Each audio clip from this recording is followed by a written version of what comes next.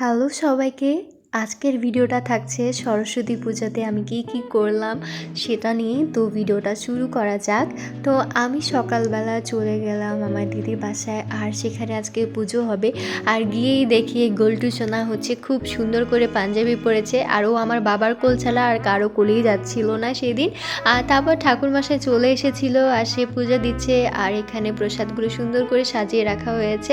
আর এই যে আমরা সবাই পূজা দেখার জন্য বসে পড়েছি। আর এখানে হচ্ছে আর্য আর আদি খুবই দুষ্টমি করতেছিল। আর্য সব কিছু এখন নতুন নতুন বুঝতে পারতেছে দেখে ও খুবই দুষ্টমি করে। তো এই যে দেখুন আবারও এখানে সবার সাথে হচ্ছে দুষ্টমি করতেছে ও। আর তারপরে এই যে পুজো চলতেছিল, আর হচ্ছে আমরাও এখানে সুন্দর করে পুজো দেখতেছিলাম, মাকে খুবই সুন্দর লাগতেছিল দেখতে। এখন আরতি করা হলো, আমরা একটু তাপ নিয়ে নিলাম। আর মায়ের মুখটা এত সুন্দর হয়েছে যে আমরা সবাই তাকিয়েছিলাম, অনেক সুন্দর লাগতেছিল। তারপর যজ্ঞ হলো, আর আমি সবাইকে তিলক পরিয়ে দিচ্ছিলাম, কারণ একটু পর হচ্ছে সবাই পুষ্পাঞ্জলি দিবে। আর আমি এখানে ছবি আর ভিডিও নিচ্ছিলাম। যখন ছবি তুলতে গেছি পুরোহিত মশাই আমার হাত থেকে হচ্ছে ফুল আর বেলপাতাটা নিয়ে নিল, মানে আমি আর ছবি তুলতে পারলাম না। তো তারপর আপনাদেরকে সুন্দর সুন্দর প্রসাদগুলো দেখাচ্ছিলাম। তারপর এখন হচ্ছে এগুলো সবগুলো হচ্ছে আমরা প্লেটে হচ্ছে সার্ভ করতেছিলাম যাতে সবাইকে দিতে পারি সেজন্য।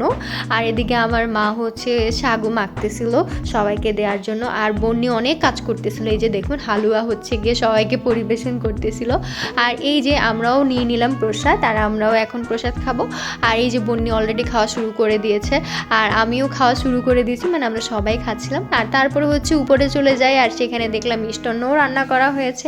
আর আমি নাইট করে আসছি, আমার চাটা খুবই প্রয়োজন ছিল কারণ আমার অনেক ঘুম আসতেছিল। তারপরে আমি এক ডেস্কি হচ্ছে লুচি নিয়ে নিলাম, আর এখন লুচি দিয়ে চা খাবো। আমার তো অনেক ভালো লাগতেছিল চাটা খাওয়ার পরে।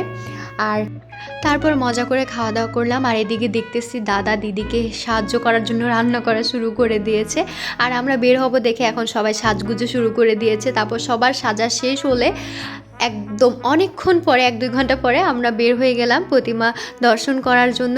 আর অনেকগুলো সুন্দর সুন্দর প্রতিমা দেখলাম। এটা হচ্ছে বন্নি দিয়া আর আমার বোনের কলেজের পূজা, যেটা খুবই সুন্দর লাগতেছিল। আর আমরাই বের হয়েছিলাম, আমার বোন হচ্ছে এবার কলেজে, যার কারণে সে বের হতে পারে না। আর এটা ছিল আমার ফুল আউটফিট। আর এখানের ডেকোরেশনটা খুব সুন্দর হয়েছিল, কিন্তু আমি ভিতরে ভালো করে হচ্ছে ভিডিও নিতে পারিনি কারণ জায়গাটা একটু ছোট ছিল তাই। আর এই যে কিউট সরস্বতী মা, এত কিউট লাগতেছিল, পুরো একটা ডল লাগতেছিল মাকে দেখতে। তো মোটামুটি ঘুরে তারপর হচ্ছে আবার বাসায় চলে যাই। এই গানের ভিডিওটা করেছিলাম, কারো যদি গানটা শুনে কান দিয়ে রক্ত বের হয়ে যায় তাহলে আমার কিছু করার নাই। তারপরে লাঞ্চ করতে বসে যাই। লাঞ্চ করা শেষ হলে হচ্ছে মনির অনেক ঘুম আসতেছিল দেখে আমি ওকে কোলে নিয়ে ঘুম পাড়ানোর চেষ্টা করতেছিলাম। আর এই কিউট মোমেন্টটা হচ্ছে বোন নিয়েই হচ্ছে ভিডিও ক্লিপ নিয়ে রেখেছিল, আর খুব কাজেও দিয়েছে।